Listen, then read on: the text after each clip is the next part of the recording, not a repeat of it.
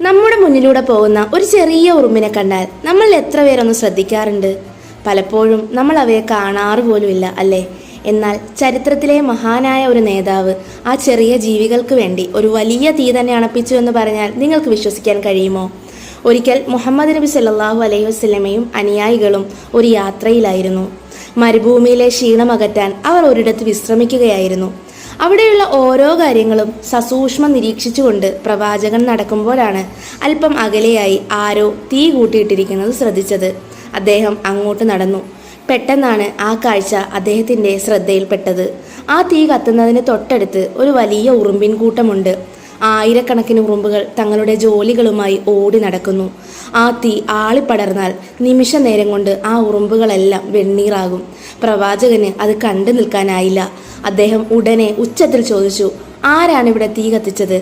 ആ മനുഷ്യൻ വിറയലോടെ അടുത്തെത്തി പറഞ്ഞു, ഞാനാണ് പ്രവാചകരെ. മറുപടിയായി പ്രവാചകൻ പറഞ്ഞു, ആദ്യം ആ തീ അണയ്ക്കുക, വേഗം. കാരണമൊന്നും ചോദിക്കാതെ അദ്ദേഹം ആ തീ അണച്ചു. തീ കെട്ടടങ്ങുമ്പോൾ മാത്രമാണ് ആ മനുഷ്യൻ കണ്ടത് തൻ്റെ കയ്യിലിരുന്ന പുതപ്പ് കൊണ്ട് താൻ അണച്ചത് ഒരു വലിയ ദുരന്തമായിരുന്നു എന്ന്. ആയിരക്കണക്കിന് കുഞ്ഞു ജീവികളുടെ ജീവനാണ് പ്രവാചകന്റെ ഒരു വാക്കിലൂടെ രക്ഷപ്പെട്ടത്.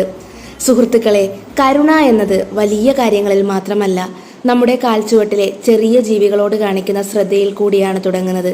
ലോകം കീഴടക്കിയ ആ വലിയ മനുഷ്യൻ കാണിച്ചു തന്നത് ഈ പാഠമാണ്. സൃഷ്ടികളോട് കരുണ കാണിക്കുന്നവരോട് സ്രഷ്ടാവും കരുണ കാണിക്കും.